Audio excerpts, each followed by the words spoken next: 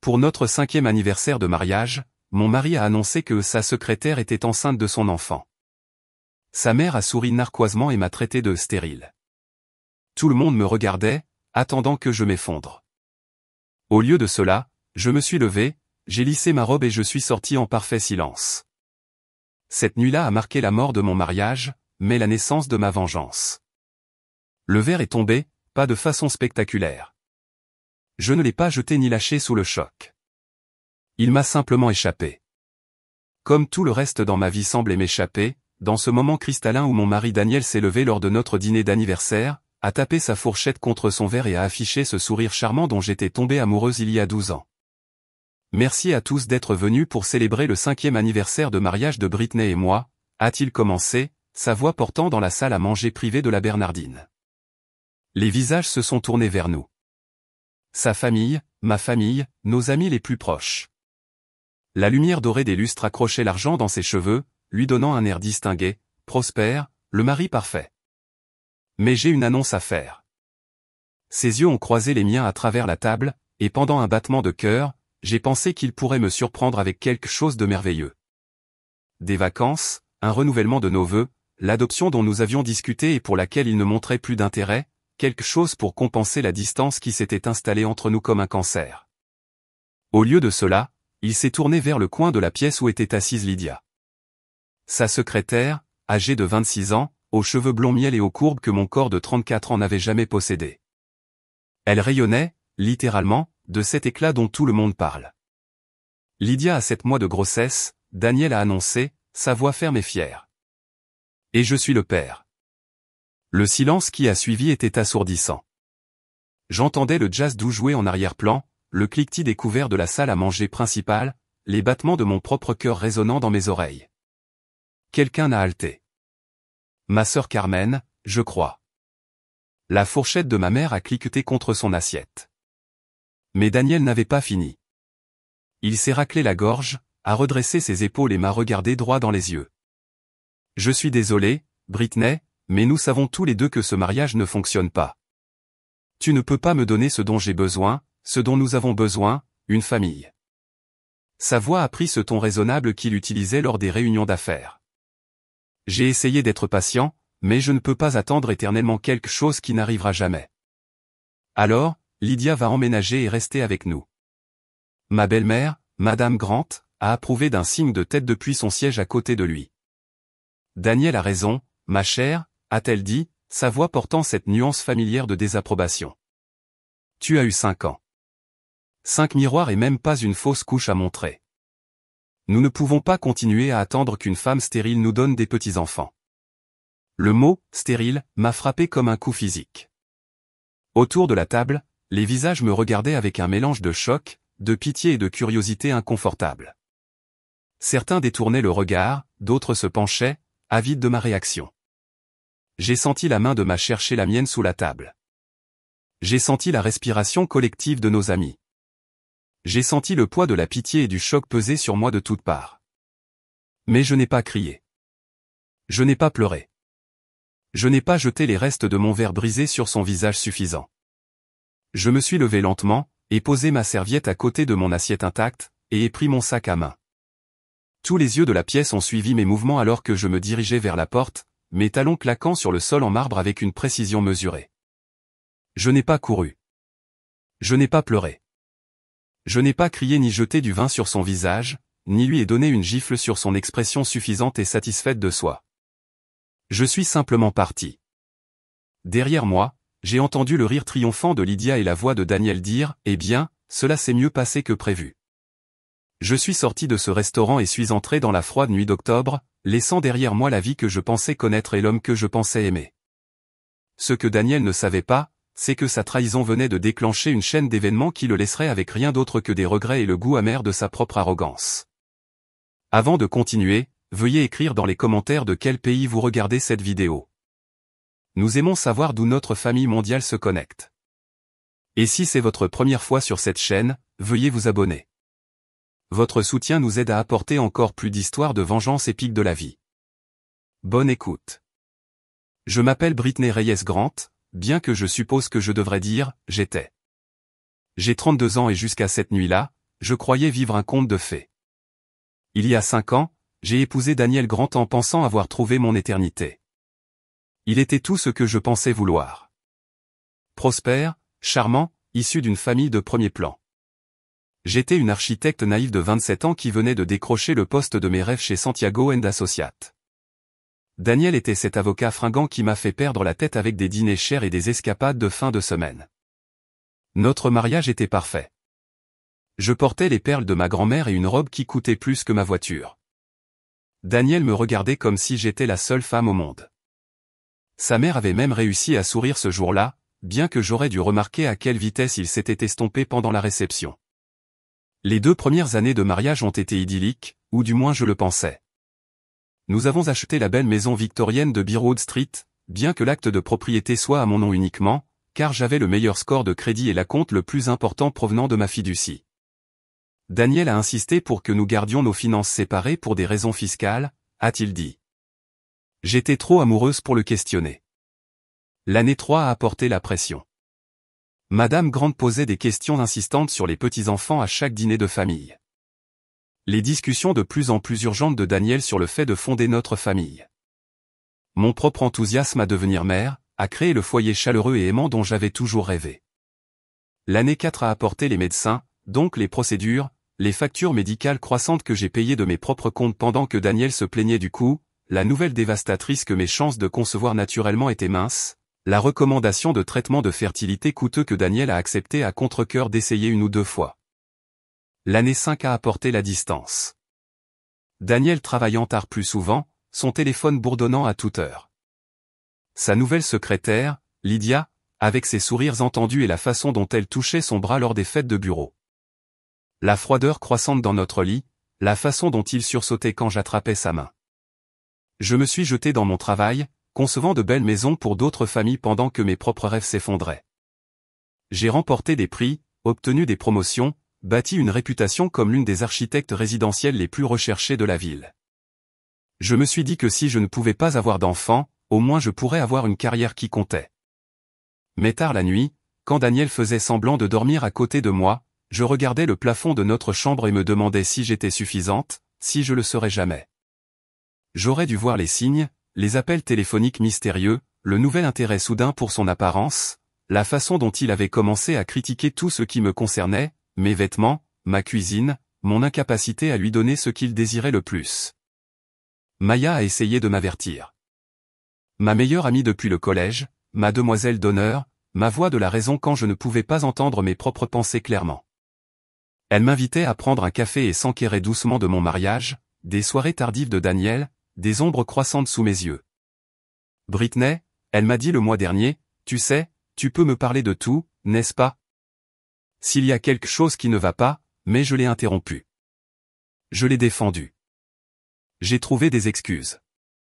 J'ai choisi la loyauté plutôt que la vérité parce que je ne pouvais pas affronter la possibilité que ma vie parfaite soit construite sur des mensonges. Maintenant, en passant la porte d'entrée de la maison qui avait été mon sanctuaire, j'ai finalement compris ce que Maya essayait de me dire.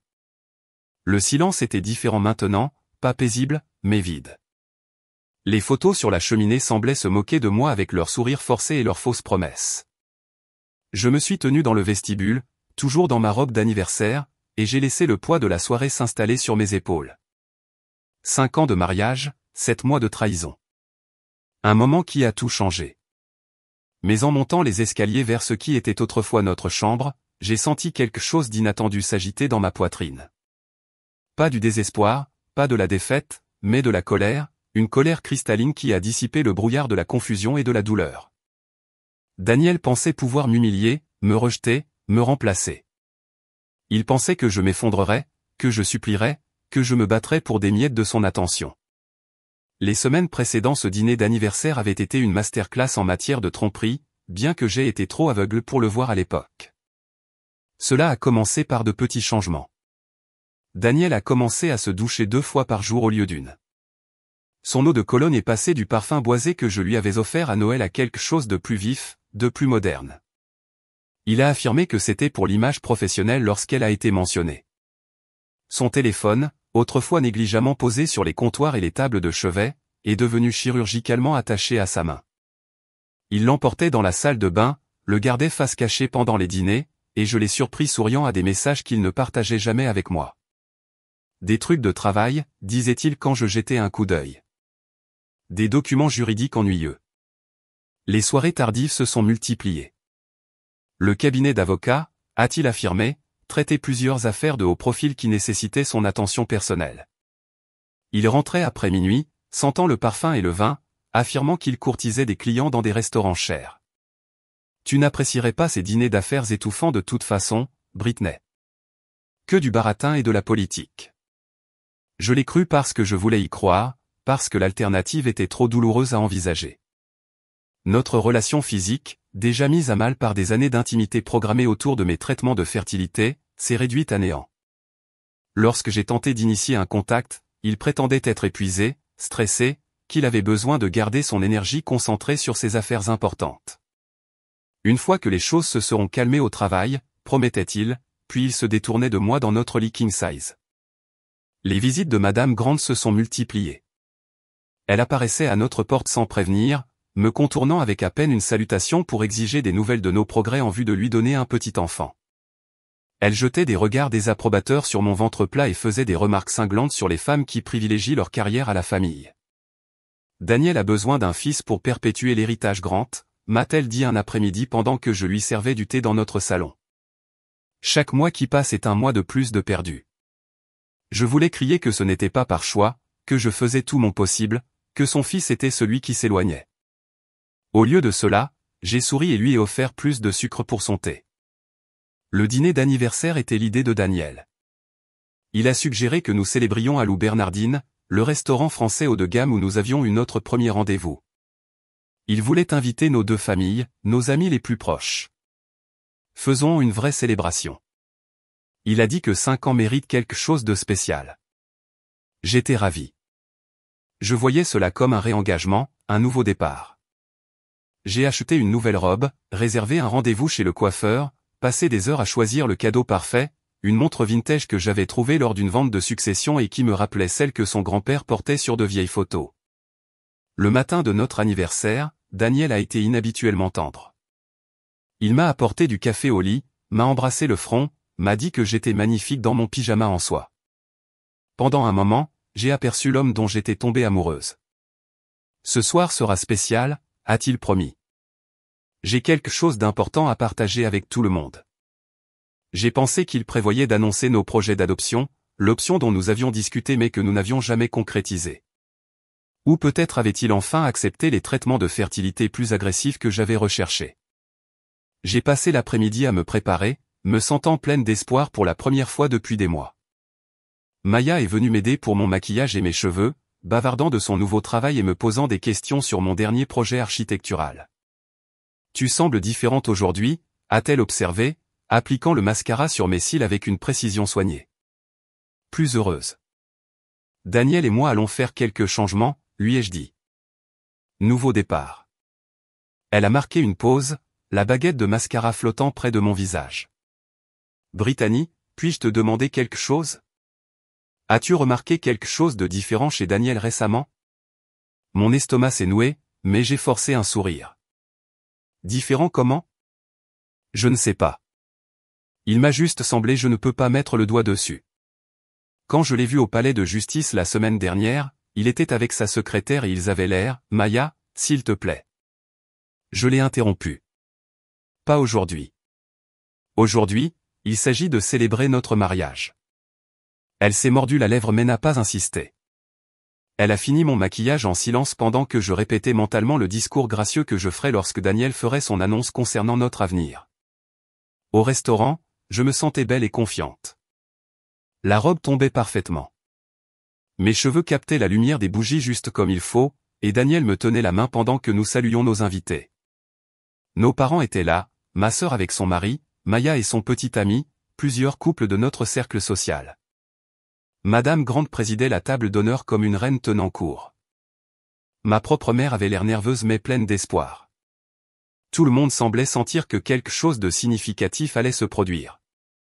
Nous avons commandé du vin, partagé des apéritifs, ri à des histoires familières. Daniel a porté un toast charmant sur l'engagement et l'avenir du mariage. J'ai senti des larmes de gratitude me piquer les yeux. Puis il s'est levé à nouveau. En fait, j'ai une autre annonce à faire. La pièce est tombée dans le silence. Tous les yeux se sont tournés vers lui. J'ai souri à mon mari, le cœur plein d'amour et d'anticipation. C'est alors que mon monde a explosé. Lydia a 7 mois de grossesse de mon enfant. Le reste s'est passé au ralenti. Lydia se levant d'une table que je n'avais même pas remarquée. Sa main protégeant son ventre évident. Les allaitements de notre famille et de nos amis. L'approbation de Madame Grant. Le cri étouffé de ma mère. Le murmure de ma « Oh mon Dieu !» Et Daniel me regardant directement avec quelque chose qui aurait pu être du regret mais qui ressemblait plutôt à du soulagement. Ce n'est pas ma faute si Britney ne peut pas nous donner d'enfants. Un homme a besoin d'un héritier. J'ai attendu assez longtemps. Le verre de champagne est tombé. Le monde a basculé. Et quelque chose en moi, quelques derniers vestiges de la femme confiante et pleine d'espoir que j'avais été, est mort d'une mort silencieuse. Mais de ces cendres, quelque chose d'autre est né. Quelque chose de plus dur, quelque chose qui ne serait ni rejeté, ni écarté, ni détruit. Alors que je sortais de ce restaurant, je planifiais déjà mon prochain coup. J'ai conduit jusqu'à la maison par des rues qui semblaient différentes maintenant, comme si la géographie même de ma vie avait changé. Chaque repère familier, le café où Daniel et moi avions notre rituel du dimanche matin, le parc où nous parlions de nos futurs enfants, la librairie où il m'achetait des recueils de poésie, semblaient maintenant être la preuve de ma propre folie. La maison était sombre quand je me suis garé dans notre allée. Notre allée. J'ai ri amèrement du pronom. C'était mon allée, ma maison, mon hypothèque. Le nom de Daniel n'était sur aucun des papiers. À l'intérieur, j'ai enlevé mes talons et j'ai marché pieds nus dans des pièces qui semblaient soudain étrangères. Les photos de nos moments heureux semblaient se moquer de moi depuis toutes les surfaces. Notre portrait de mariage au-dessus de la cheminée montrait une femme que je reconnaissais à peine. Pleine d'espoir, rayonnante, absolument convaincue de connaître l'homme qui se tenait à ses côtés. Je me suis versé un verre de vin, la bouteille chère que Daniel gardait pour une occasion spéciale. Ce soir semble assez spécial. Mon téléphone bourdonnait constamment. Message après message de la part d'amis et de familles qui avaient été témoins de la dévastation. Je les ai tous ignorés sauf celui de Ma. Je viens, disait le message. Ne réponds à personne d'autre. Elle est arrivée 20 minutes plus tard avec de la glace, des mouchoirs et une bouteille de tequila. Mais quand elle a vu mon visage, elle s'est arrêtée net. Brittany, tu as l'air en colère. J'ai fini, ai-je dit. J'ai l'air en colère. Parce que je le suis.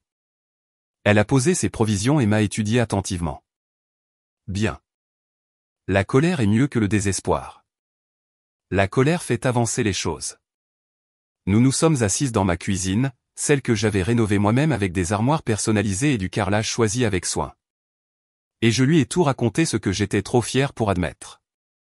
La distance, les mensonges, la froideur croissante, les traitements de fertilité que j'avais payés seul, la maison que j'avais achetée, la vie que j'avais construite, la carrière pour laquelle j'avais sacrifié du temps et de l'énergie pendant que Daniel se reposait sur le nom de sa famille. 7 mois, ai-je dit, ma voix ferme malgré la fureur qui brûlait dans ma poitrine. Elle a 7 mois de grossesse, Maya. Cela signifie que cela a commencé avant mon dernier cycle de traitement. Pendant que je remplissais mon corps d'hormones et d'espoir, il baisait sa secrétaire. La mâchoire de Ma s'est serrée. Qu'est-ce que tu vas faire? C'était la question, n'est-ce pas? Que allais-je faire? J'ai pensé à l'ancienne Britney, celle qui aurait attendu Daniel pour qu'il rentre, qui aurait supplié une explication, qui se serait battue pour sauver un mariage déjà mort. Je vais faire mes valises, ai-je dit calmement. Mais d'abord, j'allais faire autre chose. Je suis allé dans le bureau de Daniel, celui que j'avais conçu pour lui dans la véranda convertie avec des étagères intégrées et un éclairage parfait. Son ordinateur était toujours allumé. Sans mot de passe parce qui suspecterait la douce et confiante Britney de fouiner. J'ai trouvé les preuves en quelques minutes. Des chaînes de mai avec Lydia datant de plus d'1 an. Des photos sur son téléphone qui me retournaient l'estomac. Des relevés bancaires montrant des cadeaux coûteux que je n'avais jamais reçus. Des frais de restaurant pour des repas que je n'avais jamais mangés.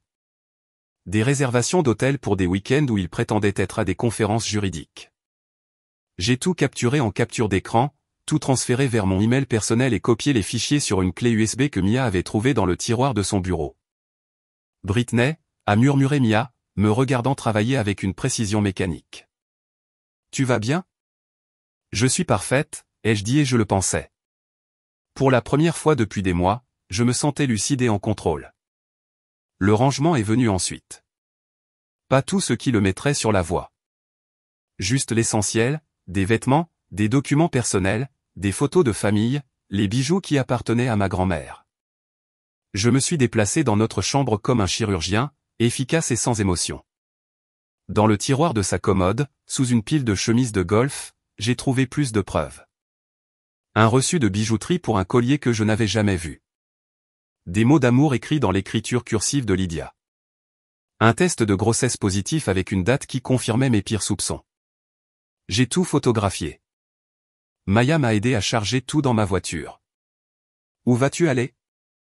Chez mes sœurs pour ce soir. Demain, j'ai du travail à faire. Nous nous sommes tenus dans l'allée, regardant la maison qui avait été ma maison de rêve. Je pensais pouvoir pleurer, mais mes yeux sont restés secs. Il n'a aucune idée de ce qui l'attend, a dit Maya. J'ai souri et cela a ressemblé à mettre une armure. Absolument aucune idée.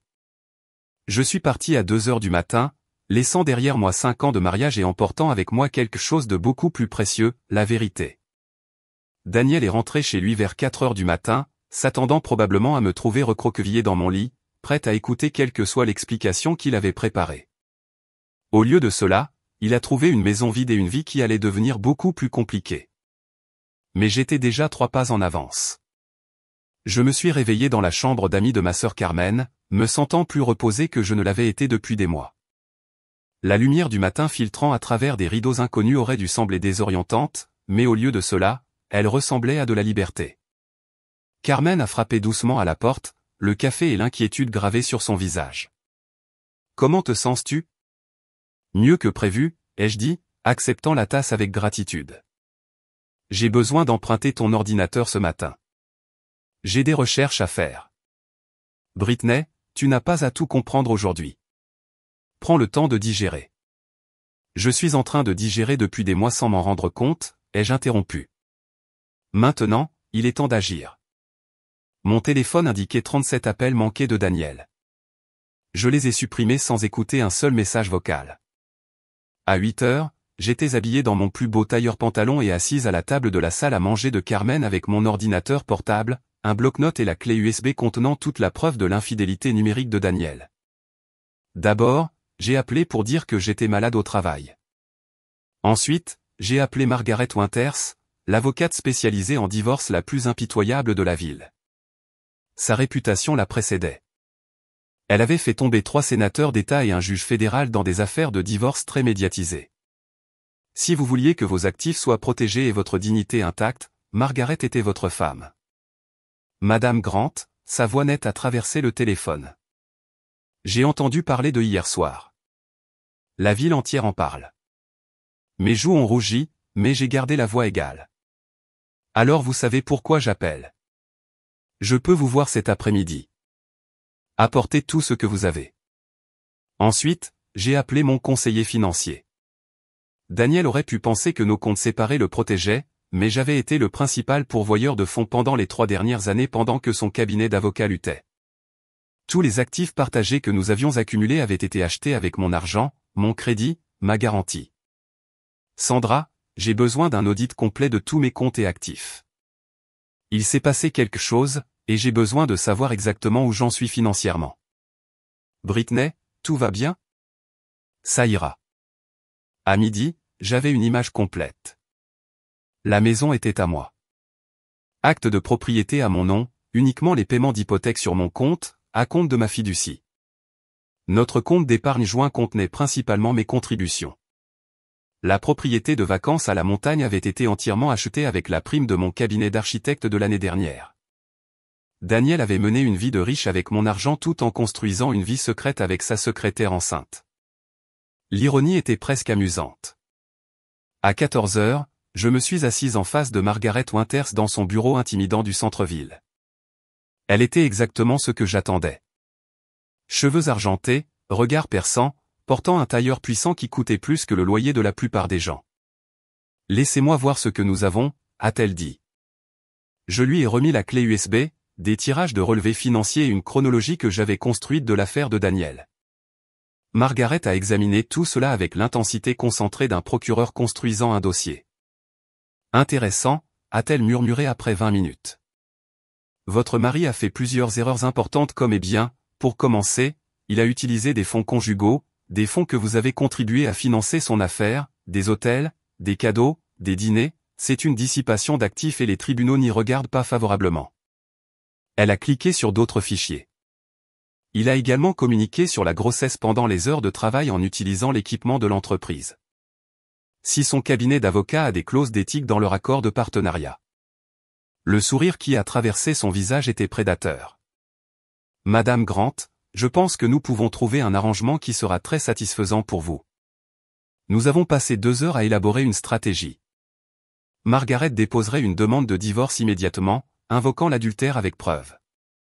Nous exigerions la restitution complète des actifs dissipés, une pension alimentaire basée sur le style de vie que j'avais maintenu, et une rupture nette qui me laisserait avec tout ce que j'avais apporté au mariage.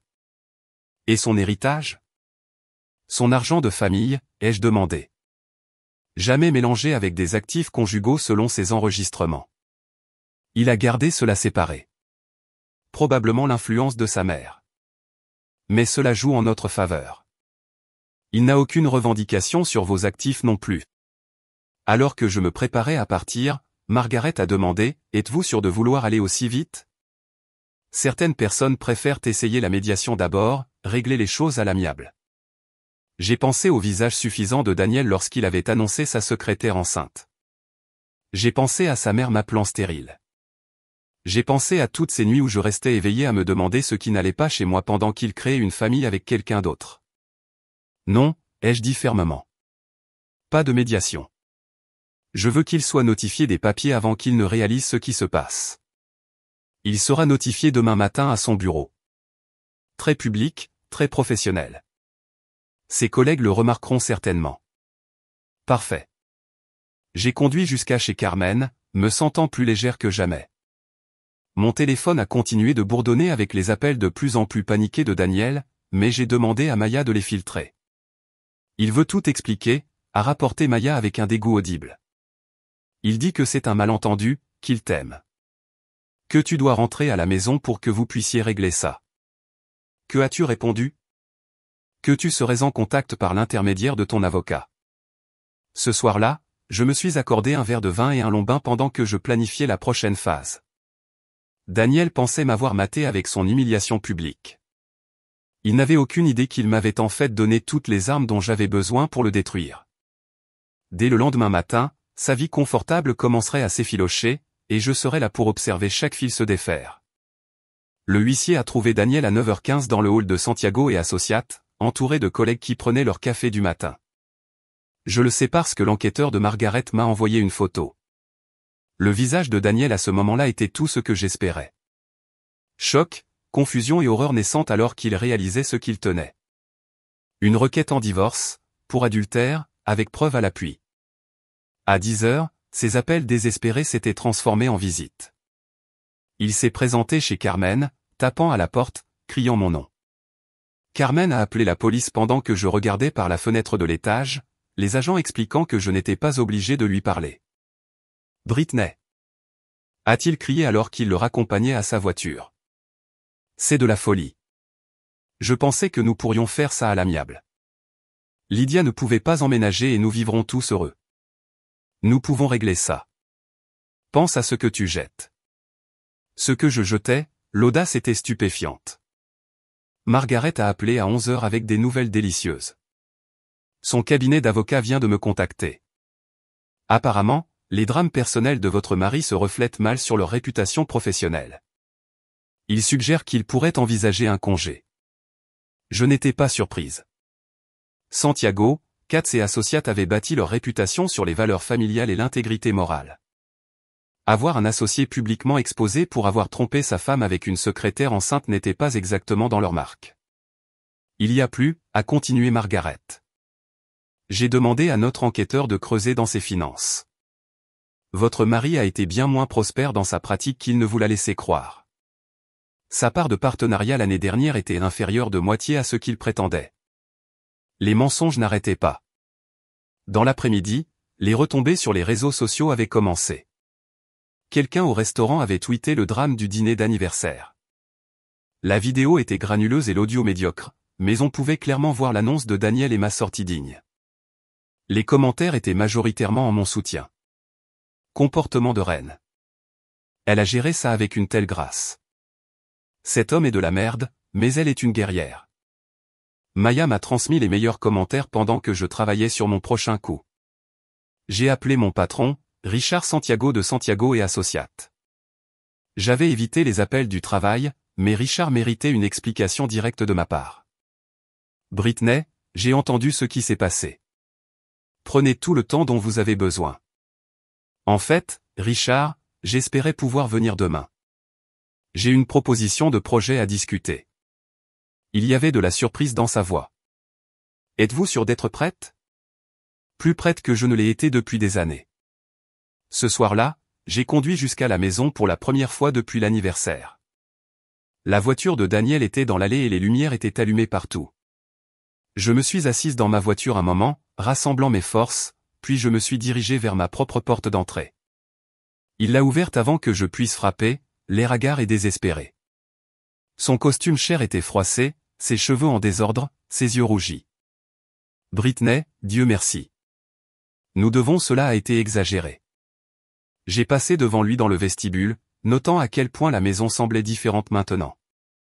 Ce qui avait été un sanctuaire ressemblait maintenant à un musée de rêves brisés. Tu as raison, ai-je dit calmement.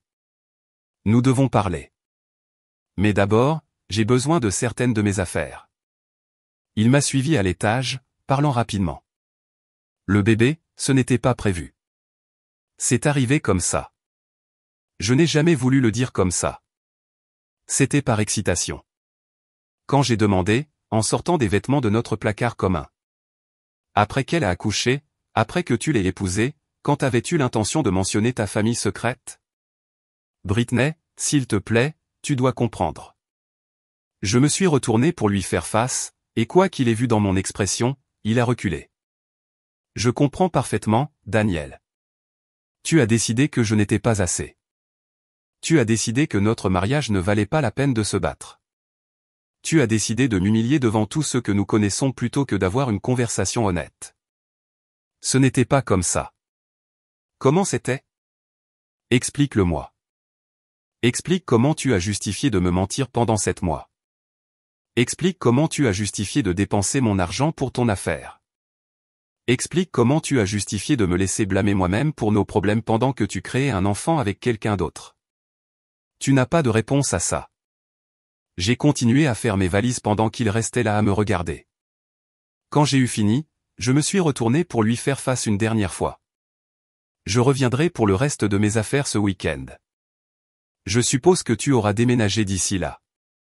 Déménager. Britney, c'est aussi ma maison. En fait, ce n'est pas le cas. Vérifie l'acte de propriété. Vérifie l'hypothèque. Vérifie qui a payé les mensualités pendant 5 ans.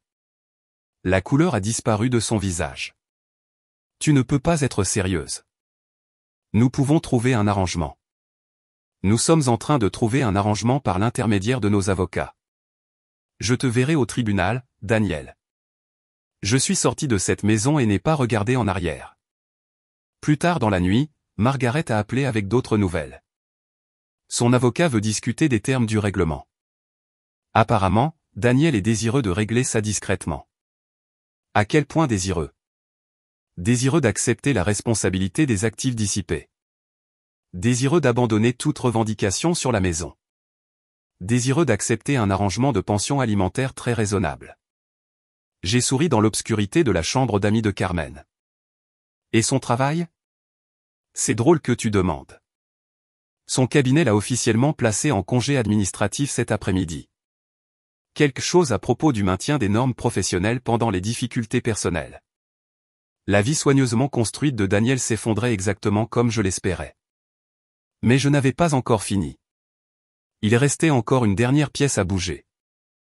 3 semaines plus tard, je suis entré dans les bureaux de Santiago et Associates, me sentant comme une autre personne. La femme effrayée et interrogative qui était sortie pour son dîner d'anniversaire avait disparu, remplacée par quelqu'un qui savait exactement ce qu'elle voulait et comment l'obtenir. Richard Santiago m'a accueilli dans son bureau d'angle avec une chaleur et une préoccupation sincères. Nous avions travaillé ensemble pendant 5 ans, et il m'avait vu passer de jeune architecte prometteuse à l'une de leurs créatrices les plus prospères. Brittany, tu as l'air, il a marqué une pause, cherchant ses mots. Tu as l'air forte. Je me sens forte. Richard, j'ai une proposition pour vous. J'ai étalé le portfolio sur lequel je travaillais depuis 3 semaines. Plans architecturaux, projections commerciales, analyse de marché, tout ce dont j'avais besoin pour présenter l'idée qui germait depuis cette première nuit chez Carmen. Je veux lancer mon propre cabinet spécialisé dans l'architecture résidentielle pour femmes seules et familles, femmes divorcées, veuves, mères célibataires, femmes qui construisent de nouvelles vies et ont besoin de maisons qui reflètent leur indépendance et leur force. Richard a étudié les documents avec un intérêt croissant. C'est un travail impressionnant, Brittany. Mais lancer son propre cabinet est une entreprise énorme. Les exigences de capital à elles seules, j'ai le capital et j'ai autre chose. Un partenaire qui apporte des compétences complémentaires et une vision partagée. J'ai envoyé un SMS à Maya qui attendait dans le hall. Elle nous a rejointes dans le bureau de Richard, son propre portfolio à la main. Maya Rowan, designer d'intérieur, s'est-elle présentée. Brittany et moi voulons créer quelque chose de révolutionnaire. Un design architectural et une planification intérieure qui donnent aux femmes le pouvoir de créer des espaces qui leur appartiennent vraiment. Nous avons passé 2 heures à présenter notre vision. Des maisons conçues autour de la réalité de la vie des femmes plutôt que sur des hypothèses dépassées sur les familles nucléaires. Des espaces flexibles qui pouvaient s'adapter à l'évolution des circonstances. Un design beau et fonctionnel qui ne nécessitait ni l'approbation ni la présence d'un homme pour être complet. Nous avons déjà nos 3 premiers clients, ai-je dit à Richard. Des femmes qui ont entendu parler de ma situation et qui m'ont contacté directement. Elles veulent ce que nous proposons. Richard s'est penché en arrière dans son fauteuil. Sachant que ce cabinet vous a été très utile, Brittany. Je détesterais vous perdre face à la concurrence. C'est pourquoi je suis ici. Je ne veux pas concurrencer Santiago et Associates. Je veux être votre partenaire. Référer les clients qui correspondent à notre spécialité. Collaborer sur des projets qui bénéficient des 2 approches. Une relation mutuellement bénéfique. À la fin de la réunion, nous avons eu un accord scellé par une poignée de main et un calendrier pour ma transition vers l'indépendance. En sortant de ce bureau, j'ai senti les dernières pièces de ma nouvelle vie se mettre en place. Cet après-midi a apporté des nouvelles encore meilleures. Margaret a appelé avec une mise à jour de l'équipe juridique de plus en plus paniquée de Daniel. Il a accepté toutes nos conditions, a-t-elle rapporté avec satisfaction. Restitution complète des actifs dissipés, un package de pension alimentaire généreux pour 2 ans, et une rupture nette sur la division de tous les biens. Il a également accepté de payer vos frais d'avocat. Quel est le piège? Pas de piège. Il est désespéré de finaliser cela avant que sa famille ne découvre combien d'argent il a dépensé pour son affaire. Apparemment, sa mère contrôle la majeure partie de la fiducie familiale, et elle n'est pas satisfaite des récents développements. L'ironie était délicieuse. Madame Grant, qui était si préoccupée par ma capacité à produire des petits-enfants, traitait maintenant avec un petit-enfant né de l'adultère et un fils qui avait détruit son mariage et sa carrière dans le processus. Il y a une chose de plus, a ajouté Margaret. Lydia, la secrétaire, fait apparemment pression sur Daniel pour qu'il l'épouse. Maintenant que tu n'es plus dans le tableau, elle s'attend à ce qu'il honore les promesses qu'il a faites. Le problème, c'est qu'il ne peut pas se permettre de subvenir aux besoins d'une femme et d'un enfant avec son revenu réduit. La maison de cartes s'effondrait magnifiquement. 3 mois plus tard, le divorce était final. J'ai gardé la maison, reçu un règlement substantiel et j'ai quitté mon mariage avec plus de sécurité financière que je n'en avais eu en y entrant. Daniel, quant à lui, avait été licencié de son cabinet d'avocat en raison d'une restructuration. Il avait emménagé chez Lydia, qui avait découvert qu'être enceinte et non mariée à un avocat au chômage n'était pas tout à fait le conte de fées qu'elle avait imaginé. J'ai entendu dire par des amis communs que Madame Grant avait coupé l'accès de Daniel à l'argent de la famille jusqu'à ce qu'il résolve ses catastrophes personnelles. La femme qui m'avait traité de stérile refusait maintenant de reconnaître son propre petit enfant né de l'adultère. Maya et moi avons officiellement lancé notre cabinet, Renovat & Reclin, Architecture for New Beginning. 6 mois après ce dîner d'anniversaire, notre liste de clients a grandi grâce aux bouche-à-oreille et aux médias sociaux. Les femmes qui reconstruisaient leur vie voulaient des espaces conçus par quelqu'un qui comprenait ce voyage. 1 an plus tard, je me suis tenu dans le salon de la maison qui était enfin complètement mienne. Maya m'aidait à accrocher des œuvres d'art que j'avais choisies moi-même sans consulter le goût ou l'approbation de personne d'autre. Penses-tu jamais à lui ? A demandé Maya pendant que nous positionnions une peinture abstraite au-dessus de la cheminée. J'ai réfléchi à la question. Pensais-je à Daniel ? À l'homme qui m'avait promis de m'aimer malgré tout, puis m'avait rejeté quand je ne pouvais pas lui donner ce qu'il voulait ? Je pense à la leçon, ai-je dit finalement. Je pense à combien je suis plus forte maintenant. Je pense à toutes les femmes que nous aidons à créer des espaces où elles se sentent puissantes et libres. Je pense à combien ma vie est meilleure maintenant qu'elle ne l'a jamais été quand j'essayais d'être quelqu'un que je n'étais pas. Ma a souri, comprenant. Pas de regret. J'ai regardé la maison que j'avais créée, vraiment créée, pas seulement décorée ou entretenue, mais conçue de toutes pièces pour refléter qui je devenais plutôt que qui on m'avait dit d'être. Juste un regret, ai-je dit. Je regrette de ne pas avoir eu le courage de le quitter avant qu'il ne me quitte. Mais même cela n'était pas tout à fait vrai. Car si je l'avais quitté le premier, je n'aurais peut-être jamais découvert à quel point je pouvais être forte quand j'ai arrêté d'essayer de maintenir ensemble quelque chose qui était déjà brisé. 6 mois plus tard, j'ai croisé Daniel dans un café du centre-ville. Il avait l'air plus âgé, fatigué, portant un costume qui avait connu des jours meilleurs. Il était seul, regardant son téléphone avec l'attention désespérée de quelqu'un qui attendait de bonnes nouvelles qui n'arrivaient pas. Il m'a vu et s'est immédiatement levé, manquant de renverser sa chaise dans sa hâte. « Brittany, tu as l'air incroyable. » Je portais une robe que j'avais conçue moi-même, quelque chose que j'avais commencé à faire comme exutoire créatif, et je me sentais incroyable. Mon entreprise prospérait. Ma maison était un sanctuaire, et je me réveillais chaque matin enthousiaste à l'idée de la journée à venir. Merci, ai-je dit simplement. J'ai pensé à t'appeler. Je sais que j'ai fait des erreurs. Daniel, s'il te plaît, ne le fais pas, ai-je gardé ma voix douce mais ferme. Nous sommes tous les deux à des endroits différents maintenant. Il a regardé autour du café comme s'il cherchait les bons mots. Lydia et moi, c'est compliqué. Le bébé est magnifique, mais, il s'est arrêté, puis m'a regardé avec quelque chose qui aurait pu être de la nostalgie. Je pense que je comprends maintenant ce que j'ai jeté.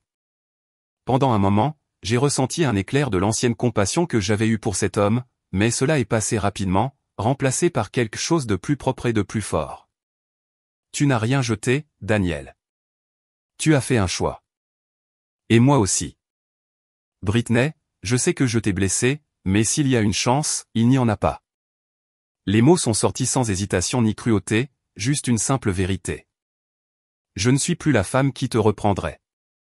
Cette femme est morte la nuit où tu as annoncé ta secrétaire enceinte lors de notre dîner d'anniversaire. Son visage s'est légèrement affaissé. Alors c'est ça. 5 ans de mariage ne signifient rien. Il signifie tout, ai-je dit calmement. Ils m'ont appris exactement ce que je ne veux pas dans ma vie. Je me suis tourné pour partir, puis je me suis arrêté. Daniel, j'espère que tu trouveras comment être heureux, mais tu ne trouveras pas le bonheur en essayant de recréer ce que nous avions. C'est fini. Partir loin de lui a ressemblé à fermer le dernier chapitre d'un livre que j'avais déjà fini de lire. 2 ans après ce dîner d'anniversaire, j'ai organisé ma propre célébration. Pas un anniversaire de mariage, quelque chose de mieux. Le 2e anniversaire de Renovat & Reclin, l'entreprise que Maya et moi avions construite à partir de rien pour devenir l'un des cabinets d'architecture les plus recherchés de la ville. La fête s'est déroulée dans mon jardin, le même jardin où j'avais autrefois rêvé d'organiser des fêtes d'anniversaire pour enfants, maintenant transformé en un espace élégant et divertissant qui reflétait ma vie réelle plutôt que mon imaginaire. 50 personnes sont venues célébrer. Des clients dont nous avions conçu les maisons, des collègues de l'industrie, des amis qui m'avaient soutenu à travers le pire et le meilleur de ma vie. Carmen était là avec sa famille. Mes parents rayonnant de fierté pour ce que leur fille avait accompli. Maya s'est levée pour porter un toast, son verre de vin captant la lumière des guirlandes que nous avions accrochées dans les chaînes. Il y a 2 ans, Britney est venue me voir avec une idée née de la douleur, mais construite sur la force. Elle voulait créer des espaces où les femmes pouvaient être elles-mêmes, où l'indépendance n'était pas seulement tolérée, mais célébrée. La foule écoutait attentivement tandis que Maya continuait. Aujourd'hui, nous avons conçu des maisons pour 47 femmes qui commencent de nouveaux chapitres, des mères divorcées qui créent des havres de paix pour leurs enfants, des veuves qui construisent des espaces pour de nouvelles aventures, de jeunes professionnels qui achètent leur première maison sans l'approbation de personne d'autre que la leur. Elle a levé son verre vers moi, à Britney qui nous a tous montré que parfois la meilleure vengeance est simplement de vivre si bien que ton passé devient sans importance. Les applaudissements étaient chauds et sincères. Alors que les conversations reprenaient autour de moi, j'ai ressenti une profonde satisfaction qui n'avait rien à voir avec le fait de prouver quelque chose à quelqu'un d'autre et tout à voir avec le fait de devenir qui j'étais censé être. Plus tard ce soir-là, après que le dernier invité soit rentré chez lui, je me suis assise dans mon salon redessiné avec une tasse de thé et j'ai regardé le portfolio de nos projets terminés. Chaque maison racontait une histoire de transformation, de femmes qui ont décidé d'architecter leur propre bonheur. Il y avait ma propre maison, la victorienne que j'avais achetée avec Daniel, mais transformée en quelque chose qui m'appartenait entièrement. Pièce par pièce, je l'avais redessinée pour refléter non pas la femme que j'essayais d'être, mais la femme que j'avais découvert que j'étais. La cuisine, où j'avais autrefois cuisiné des repas élaborés, dans l'espoir d'impressionner un mari qui y prêtait à peine attention, était maintenant un espace lumineux et efficace où j'accueillais des amis et expérimentais de nouvelles recettes pour mon propre plaisir. La chambre, où j'avais autrefois passé des nuits blanches à me demander ce qui n'allait pas chez moi, était maintenant un sanctuaire décoré de mes couleurs préférées, rempli de livres que je voulais lire et d'art qui parlaient à mon âme. Le bureau où Daniel avait mené sa liaison secrète était maintenant mon studio de design où je créais de beaux espaces pour d'autres femmes qui trouvaient leur chemin vers l'indépendance. 3 ans après le dîner d'anniversaire, j'ai reçu un appel téléphonique qui m'a surprise. C'était Madame Grant. Britney. Ma chère, j'espère que cela ne te dérange pas que je t'appelle. Cela me dérangeait beaucoup, mais la curiosité m'a gardé au téléphone. Que puis-je faire pour vous, Madame Grant? Je voulais m'excuser, a dit sa voix, plus petite que je ne m'en souvenais, moins impérieuse. Pour ce que j'ai dit ce soir-là et pour ne pas avoir vu ce que mon fils te faisait. Je suis restée en silence, stupéfaite. Madame Grant s'excusant était quelque chose que je n'avais jamais imaginé possible. J'ai élevé Daniel pour qu'il croie qu'il avait droit à tout ce qu'il voulait, a-t-elle continué. Je pensais que s'il pouvait juste avoir un fils, un héritage, tout le reste s'arrangerait. J'avais tort. Qu'est-ce qui a changé votre esprit? Il y a eu une longue pause. Je l'ai regardé ces dernières années. Il n'est pas heureux. Madame Grant a dit doucement. Britney, il pensait que Lydia lui donnerait ce qu'il voulait, mais il est misérable. Le bébé est beau, mais Daniel il est amer, en colère, se plaint toujours que rien n'est comme il s'y attendait. Je me suis retrouvé à ressentir quelque chose d'inattendu. Pas de satisfaction, mais de la pitié pour eux tous. Il demande de tes nouvelles parfois, a dit Madame Grant doucement. Il se demande si tu penses encore à lui. Je lui souhaite le meilleur, ai-je dit et je le pensais. Mais cette partie de ma vie est terminée. Tu étais toujours trop bien pour lui, a-t-elle dit soudainement. Je le vois maintenant. Tu construisais quelque chose de réel pendant qu'il ne faisait que prendre. Je suis désolé que cela m'ait pris autant de temps pour comprendre. Après avoir raccroché, je suis resté assise avec cette conversation pendant longtemps. Il y avait une clôture dedans, mais plus que cela, il y avait la confirmation que partir avait été le bon choix. Pas seulement pour mon bonheur, mais pour ma croissance. 5 ans après ce dîner d'anniversaire qui a tout changé, je me tenais dans la galerie principale du Contemporary Art Center à l'ouverture d'une exposition intitulée « Espace de transformation, l'architecture comme empowerment ». L'exposition présentait des photographies et des maquettes de maisons que Maya et moi avions conçues, accompagnées d'histoires des femmes qui y vivaient. C'était une célébration de l'innovation architecturale et de la réinvention personnelle. Je portais une robe bleu nuit de ma propre conception et des bijoux que j'avais achetés pour moi-même pour célébrer le 5e anniversaire de notre cabinet. Mes cheveux étaient plus courts maintenant, coiffés d'une manière qui me donnait confiance plutôt que d'être conventionnellement jolie. J'avais l'air de ce que j'étais devenue, une femme d'affaires prospère qui ne répondait à personne d'autre qu'à elle-même. La galerie était bondée d'admirateurs, de clients, de collègues architectes et de journalistes. Maya et moi avions été présentés dans plusieurs magazines de design, et notre travail était étudié dans les écoles d'architecture comme un exemple de la façon dont le design pouvait servir la transformation sociale. Alors que je me déplaçais dans la foule, acceptant les félicitations et discutant de nos projets, j'ai aperçu une silhouette familière près du fond de la galerie.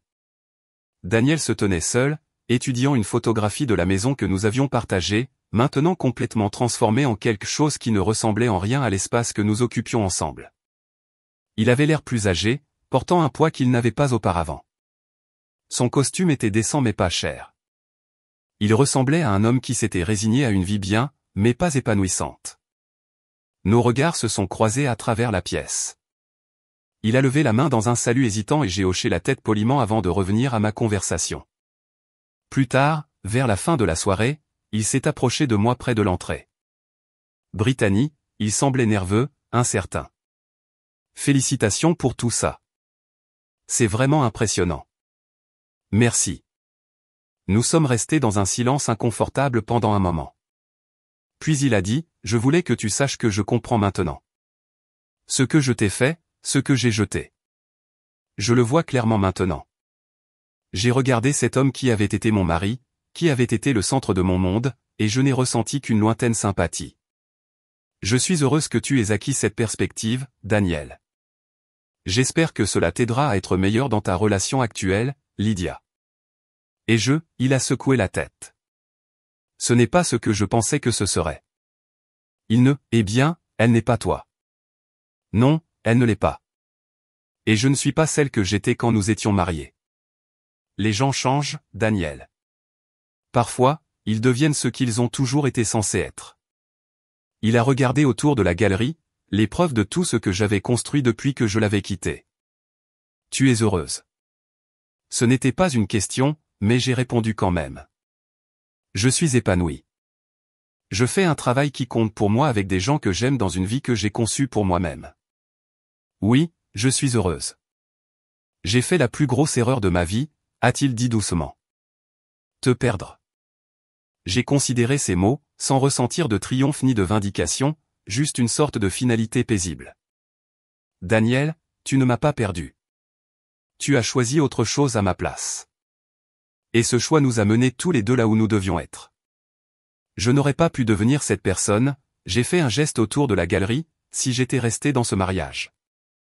Alors, d'une certaine manière, je devrais te remercier. Il avait l'air abattu. Brittany, j'espère que tu trouveras la paix, ai-je dit doucement. La vraie paix, pas seulement des regrets sur des choix que tu ne peux pas défaire. Mais tu ne la trouveras pas en regardant en arrière. Maya est apparue à mes côtés, ayant terminé sa conversation avec un client potentiel. Prête à sortir célébrer comme il se doit? A-t-elle demandé, puis elle a remarqué Daniel. Oh, bonjour, Daniel. Pourquoi? Il a hoché la tête sèchement. Vous deux vous avez fait quelque chose de remarquable ici. Oui, nous l'avons fait, a dit Maya simplement. Brittany, la voiture est prête quand tu veux. Je me suis retourné vers Daniel une dernière fois. Prends soin de toi et prends soin de ta famille. Ce petit garçon mérite la meilleure version de toi-même. Brittany, attends. Mais j'étais déjà en train de partir, Maya à mes côtés, vers l'avenir que j'avais construit de mes propres mains. Dans la voiture, Maya a demandé, comment te sens-tu en le revoyant? J'ai réfléchi en roulant à travers les lumières de la ville, passant devant les bâtiments que j'avais contribué à concevoir, vers la maison que j'avais créée pour moi-même. Libre, ai-je dit finalement. Je me sens complètement libre. Et j'étais libre de la femme qui avait autrefois supplié un homme désintéressé de l'aimer. Libre du besoin désespéré d'être choisi par quelqu'un qui n'appréciait pas ce qu'il avait. Libre de la petite vie effrayée que j'avais menée avant d'apprendre que ma valeur n'était pas déterminée par l'incapacité de quelqu'un d'autre à la voir. Ce soir-là, je me suis tenu dans mon bureau à domicile, regardant le mur où j'avais accroché des photos de l'exposition. Chaque image représentait non seulement un bel espace, mais une femme qui avait décidé d'arrêter d'attendre la permission de vivre sa vie selon ses propres termes. J'ai pris mon téléphone et j'ai parcouru les messages de clients, d'amis, de collègues et de femmes que je n'avais jamais rencontrés et qui avaient été inspirés par notre travail. Chaque message était un rappel que ma douleur n'avait pas été gaspillée. Elle s'était transformée en quelque chose qui aidait les autres à transformer leur propre vie. La femme qui était sortie de ce dîner d'anniversaire il y a 5 ans était brisée mais pas vaincue. Elle avait pris cette brisure et l'avait forgée en force, en sagesse et en but. Et la femme que j'étais devenue, prospère, indépendante, sincèrement heureuse, était quelqu'un que cette épouse au cœur brisé n'aurait jamais pu imaginer devenir. Parfois, la plus grande vengeance n'est pas de blesser la personne qui t'a blessé. Parfois, c'est de devenir si magnifiquement soi-même que leur opinion devient sans importance. Alors que j'éteignais les lumières et montais dans ma chambre paisible, dans ma belle maison, dans ma vie soigneusement conçue, j'ai réalisé que Daniel m'avait finalement donné quelque chose de précieux. Bien que ce ne soit pas ce qu'il avait l'intention, il m'avait donné le don de ma propre force, et c'était un don que je chérirais pour le reste de ma vie.